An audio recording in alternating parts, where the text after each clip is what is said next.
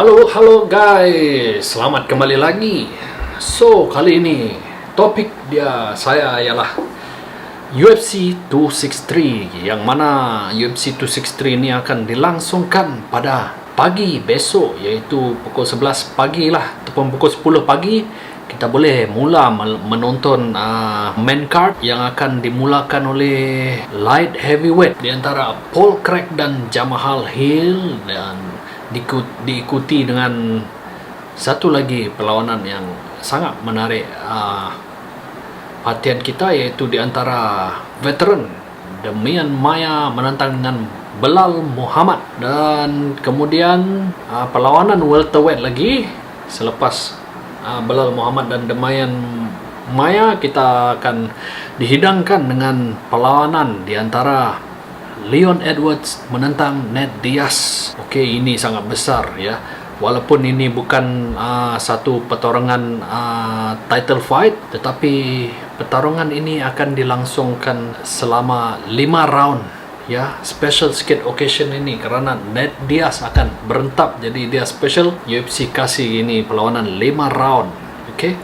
Dan selepas itu kita akan disajikan dengan pertarungan flyweight, iaitu title fight di antara champion Davison Figueiredo menentang dengan Brandon Moreno, di mana perlawanan ini adalah perlawanan kedua di antara kedua fighters ini, kerana perlawanan pertama antara dua orang ini telah berakhir dengan keputusan seri ya. Walaupun dalam perlawanan pertarungan itu lebih nampak Figueiredo sebenarnya lebih dominan, tetapi kerana Figueiredo terlampau banyak cucuk mata ataupun dia sepak kote, saya pun dah lupa, tapi dia kenakan potongan markah lah, poin pada masa itu, sehingga menyebabkan perlawanan itu berakhir dengan keputusan seri. Dan di main event itu kita akan disajikan dengan pertarungan middleweight di antara champion, yaitu Israel Adesanya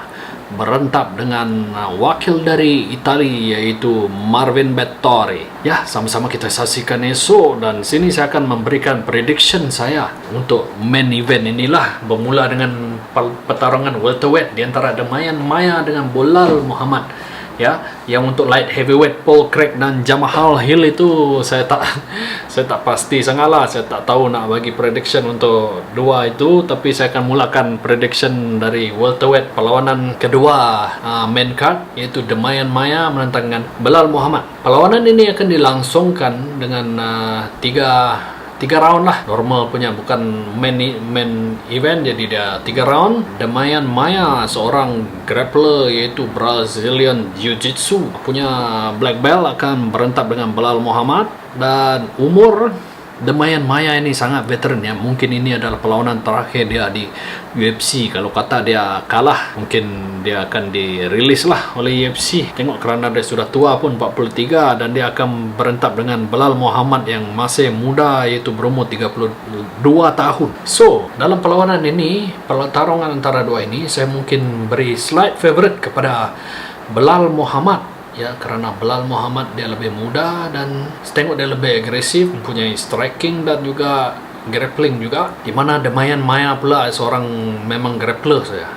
Kalau kita tengok striking dia memang hancur lah. So, kalau perlawanan ini boleh stay striking, dia on feet, saya rasa pertarungan ini lebih kepada Belal Muhammad lah. Cuma kita mau lihat sama ada si Demian Maia ini bolehkah untuk take down si Belal Muhammad. Dan anyway, saya akan beri slight favorite kepada Belal Muhammad untuk menang pertarungan ini ya, kerana dia lebih muda, lebih pantas, dan lebih kuat lah kot, kerana lebih muda kan. Anyway, kita Demian Maia pun still boleh menang, tapi kerana dia terlampau tua, saya rasa kali ini dia akan kalah lah. It's time for him to retire for good. Okay, so perlawanan ini prediction saya Belal Muhammad menang. Dan kita ke perlawanan seterusnya, yaitu di antara Leon Edwards dan Nate Diaz ya. Kali terakhir kita menonton Nate Diaz berlawan, yaitu pada main event UFC berapalah 2019, yaitu dia berentap dengan Jorge Masvidal, di mana di dalam perlawanan itu doktor telah stopkan perlawanan karena mata si Nate Diaz sudah pecah. Berdarah banyak ya. Oleh itulah 2 tahun yang lepas last dia berentak, di mana Jorge Masvidal telah memenangi belt BMF Mel lah. Nah, itu nama BMF, Baddest Motherfucker Belt. Itulah nama belt itu, di mana dalam pertarungan itu Jorge Masvidal sangat dominan lah, sangat mudah untuk dia mengalahkan Nathan Diaz, karena bagi saya Nathan Diaz ini dia terlampau slow lah ya. Dan kali ini dia akan menentang dengan seorang petarung dari England, yaitu Leon Edwards. Leon Edwards ini sangat bahaya guys. Di dalam pertarungan ini saya jangkakan Leon Edwards akan KO Nathan Diaz. Walaupun Nathan Diaz ini dia tidak mudah untuk di KO, dia mempunyai chin yang sangat kuat, sangat baik. Dia tidak mudah, dia memang tak KO lah biasanya. Tapi saya rasa macam biasa juga, karena muka dia sangat fragile, itu kesan daripada luka-luka sebelum ini di mata dia, di tepi-tepi mata dia. Saya rasa serangan-serangan Leon Edwards akan menyebabkan dia berdarah lagi, dan mungkin doktor akan bagi stoppage lagi lah kot. Sebab itulah Nathan Diaz ini, dia muka dia memang mudah untuk pecah lah, karena luka-luka di muka dia sangat banyak lah, scar tisu dia sudah terlampau banyak. So perlawanan ini walaupun 5 round, saya rasa mungkin pergi paling jauh pun mungkin 3 round saja. Saya rasa Leon Edwards sangat bagus untuk Nathan Diaz. Saya rasa Nathan Diaz ini terlampau slow untuk Leon Edwards ya. Saya harap Leon Edwards menang lah, supaya boleh set dia untuk bertemu dengan Kamaru Usman, champion lah, supaya dia boleh mendapat title fight next. Walaupun welterweight punya division mungkin Kamaru Usman akan bertemu lagi dengan si Magahead lah, Magahead saya panggil dia. Ya, atau mungkin selepas Kamaru Usman bertemu dengan Magahead, baru dia akan jumpa dengan Leon Edwards ya. So prediction saya untuk pertarungan ini Leon Edwards lah. Yang satu, Leon Edwards dia jauh lagi muda dari Nate Diaz. Nate Diaz sudah berumur 36 dan Leon Edwards baru berumur 29 tahun dan masih lagi untuk mencapai dia punya peak ya. Leon Edwards ini, dan Leon Edwards punya ketinggian 5 cm lagi tinggi dari Nathan Diaz ya. Dan Nathan Diaz dia cuma mempunyai slight advantage dengan dia punya reach lah, tapi saya rasa reach dia tak bagi dia advantage banyak manapun, karena Leon Edwards ni dia panjang dan tinggi lah. Dan Leon Edwards dia pandai bertarung, dia jaga jarak dia. Cuma Nate Diaz mungkin dia ada kelebihan kalau dia boleh grappling dengan si Edwards, tapi saya rasa Edwards terlampau bagus untuk Nate Diaz lakukan itulah. So ya, tiada situasi mana saya melihat perlawanan ini akan bersandar kepada Nate Diaz. So prediction saya, yes, Leon Edwards akan menang melalui stoppage, mungkin doktor stop kah ataupun TKO lah. Itulah prediction saya, dan kita proceed ke perlawanan yang ke second main event lah untuk malam ini, co-main event, iaitu title fight di antara Deiveson Figueiredo dengan Brandon Moreno. Perlawanan flyweight ini champion Figueiredo akan bertentang dengan Brandon Moreno. Figueiredo adalah Brazilian dan Moreno adalah Mexican. So safe to say perlawanan ini adalah di antara Brazil dan Meksiko. Yes, Brandon Moreno dia mempunyai heart, dia mempunyai chin, semangat lawan dia sangat kuat. Dan untuk kali ini perbezaan dengan first fight diorang, di mana first fight itu adalah perlawanan short notice, dalam 3 minggu saja notice untuk dua orang ni berjumpa. Dan kali ini mereka mempunyai lebih banyak masa untuk prepare. Mungkin banyak masa ini memberi kelebihan untuk Brandon Moreno, tapi dalam masa sama dia memberi kelebihan kepada Figueiredo juga. So saya tak boleh nak cakap more time to prepare ini adalah cuma bagus untuk Brandon Moreno saja, dia juga bagus untuk Figueiredo. Jadi saya rasa perlawanan ini akan berulang macam perlawanan pertama. Mungkin Figueiredo akan mendapatkan kemenangan KO lah, kalau ya KO ataupun dia 5 round war juga macam first fight tu. Tapi saya rasa Figueiredo kali ini mungkin dia sudah tahu cara pertarungan Moreno, dia mungkin akan cuba untuk KO lah kali ini, karena Figueiredo dia lebih strong, dan sebenarnya untuk kelas flyweight Figueiredo ni agak besar size dia ya. Dia mempunyai size dia lebih besar, so that means dia punya lebih power lah, dimana Moreno adalah memang betul-betul flyweight punya orang lah. Dia dalam flyweight tu dia antara pelawan-pelawan yang memang kecil lah, so disitulah dia punya disadvantage. Dan saya rasa Moreno ini terlampau slow juga untuk Figueiredo. Figueiredo dia eksplosif sikit dan dia laju, sangat mudah untuk dia pick Moreno pada perlawanan pertama, dan saya rasa perlawanan ini juga akan berlangsung sama. Jadi perlawanan ini prediction saya Figueiredo akan menang lah. Kali ini dia tidak kasih seri lah, mungkin dia berkasih KO ataupun ya menang mudah melalui unanimous decision. Dan terakhirnya yang ini yang betul-betul saya sangat cannot wait to watch lah. Of course prediction punya odd dia memberikan lebih advantage kepada si Israel Adesanya, karena Israel Adesanya adalah champion middleweight. Dia mempunyai striking sangat-sangat bagus. Background dia ialah kickboxing, mana dia akan bertemu dengan Marvin Vettori. Dan kerana saya penyokong Itali seperti saya menyokong Itali pada perlawanan Euro pada malam tadi, begitu juga saya akan menyokong Marvin Vettori pada perlawanan ini. Walaupun Israel Adesanya sudah seorang champion yang sangat bagus, tapi saya tidak boleh nak katakan Marvin Vettori langsung tak ada peluang untuk menang pada perlawanan ini, kerana pada tahun ini kita banyak melihat surprise, di mana kita ingat orang ini menang, dia kalah. So mungkin perlawanan ini pun begitu, mungkin Vettori dia boleh menang, karena kalau kita lihat perlawanan pertama di antara dua orang ini adalah 3 round, di mana Israel Adesanya dia belum champion lagi, dan Israel Adesanya telah menang lah. Tetapi kita boleh lihat di set pertama, round pertama tu sebenarnya agak 50-50 juga. Vettori banyak touch Israel Adesanya sebenarnya, cuma beza dia Israel Adesanya punya striking lebih signifikan lah, manakala striking dari Marvin Vettori dia lebih pada touch yang tak bagi banyak damage. Jadi sebab itu mungkin just memberikan round pertama itu kepada Israel Adesanya, walaupun sebenarnya round pertama itu bagi saya lah Marvin Vettori pun boleh menang. Dan sebab itu Marvin Vettori dia masuk ke perlawanan ini, dia cakap dia kena rock, telah dirompak kemenangan menentang dengan Israel Adesanya pada perlawanan pertama. Saya faham juga dia punya argumen itu ya.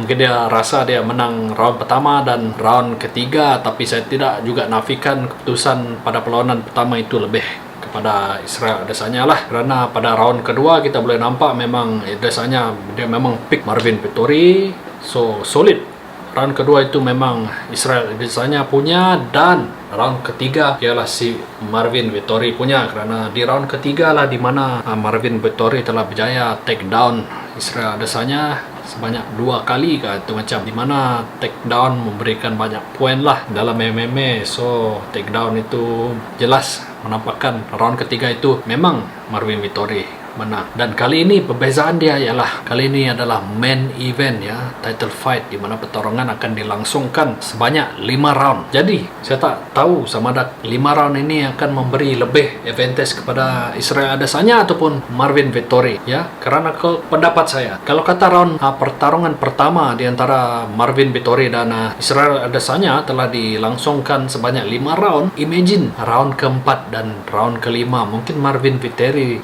sentiasa berjaya untuk take down Israel Adesanya. Kita tidak tahu ya, adakah dia cukup untuk gas tank untuk lakukan itu. So saya rasa ada advantage untuk Marvin Vettori juga di situ ya, kalau kata pertarungan ini dilangsungkan 5 round. Cuma itu je persoalan saya, adakah Marvin Vettori punya stamina gas tank yang cukup untuk dia membawa pertarungan ini ke ground sepanjang 5 round ini.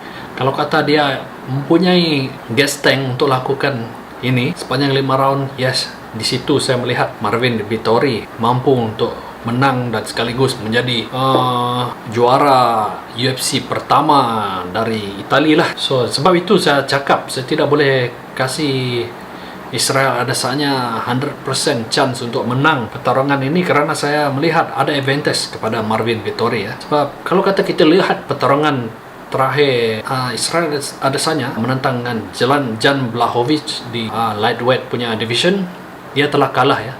Begitu mudahnya si Jan Blachowicz tu dia peluk Israel, Adesanya dia grappling bagi dia stay on the ground kan, mudah untuk Jan Blachowicz. Cuma kita tak tahulah, mungkin advantage Jan Blachowicz pada masa itu kerana dia lebih berat, dan saya haraplah Marvin Vettori untuk mampu untuk duplicate persembahan dari Jan Blachowicz ya, untuk mampu untuk grappling dan takedown Israel Adesanya untuk membawa pertarungan ke lantai lah ya. Tapi saya risau juga kerana Marvin Vettori nampak gaya dia masuk ke perlawanan ini dia pun macam ringan juga ya, kerana kedua-dua petarung ini telah timbang weigh-in sangat ringan daripada weight limit middleweight, iaitu 185 pound, di mana Israel Adesanya telah timbang berat dia cuma 183 dan Marvin Vettori 184 setengah. So kedua-dua ini berat below dari weight limit. Saya risaulah mungkin walking weight pada malam perlawanan, masa pertarungan itu pun Marvin Vettori tidak mempunyai advantage yang banyak dari segi berat badan dia ya. So saya risau ini menjadi satu kesukaran untuk dia take down Adesanya, kerana dia tidak mempunyai advantage berat badan yang terlampau, margin terlampau besar itu ya. So mungkin disitulah Israel Adesanya akan mempunyai kelebihan, kerana Israel Adesanya ni dia punya takedown defense tu sangat-sangat bagus. Apalagi lah Marvin Vettori juga datang ke pertarungan ini dengan berat badan yang sangat ringan juga. So sepatutnya untuk kita grappling, untuk kita takedown, kita sebagai grappler tu kena mempunyai berat badan yang lebih dominan untuk mempunyai satu advantage yang lebih lah untuk take down. Tapi sekarang ni dorang punya berat badan macam sama-sama, so consider Marvin Vettori pun sangat ringan masuk ke perlawanan ini. Jadi saya melihat ya disitulah Israel Adesanya mempunyai advantage yang besar lah. Israel Adesanya mungkin sentiasa boleh stop dia punya take down attempt dan menyebabkan Vettori terpaksa untuk bertarung striking dengan Israel Adesanya, di mana of course disitulah advantage Israel Adesanya sangat besar marginnya banding dengan Marvin Vettori ya. Anyway, saya harap Marvin Vettori mampu lakukanlah, cukup prepare untuk lakukan satu kejutan lah. Saya sangat rooting untuk Marvin Vettori, walaupun kalau saya seorang better, saya akan bet duit saya kepada Israel Adesanya jugalah. Walaupun hati saya menyokong Marvin Vettori untuk menangi pertarungan ini. So prediction saya, ini saya tak tahu nak cakap lah, kerana saya sokong Marvin Vettori kan. Seperti saya cakap tadi, saya harap Marvin Vettori boleh membuat satu kejutan, boleh menang, bahawa perlawanan ini mengikut game plan dia, iaitu untuk take down dan grappling, wrestling dengan dia. Saya harap Marvin Vettori boleh menang lah. So basically ini bukan saya punya prediction, cuma harapan saya untuk Marvin Vettori untuk menang, walaupun of course Israel Adesanya adalah lebih favorite untuk menangi. So harap perlawanan UFC pada esok, itu tengah hari, akan memberikan hiburan yang mantap untuk kita hujung minggu ini ya guys. Sekian.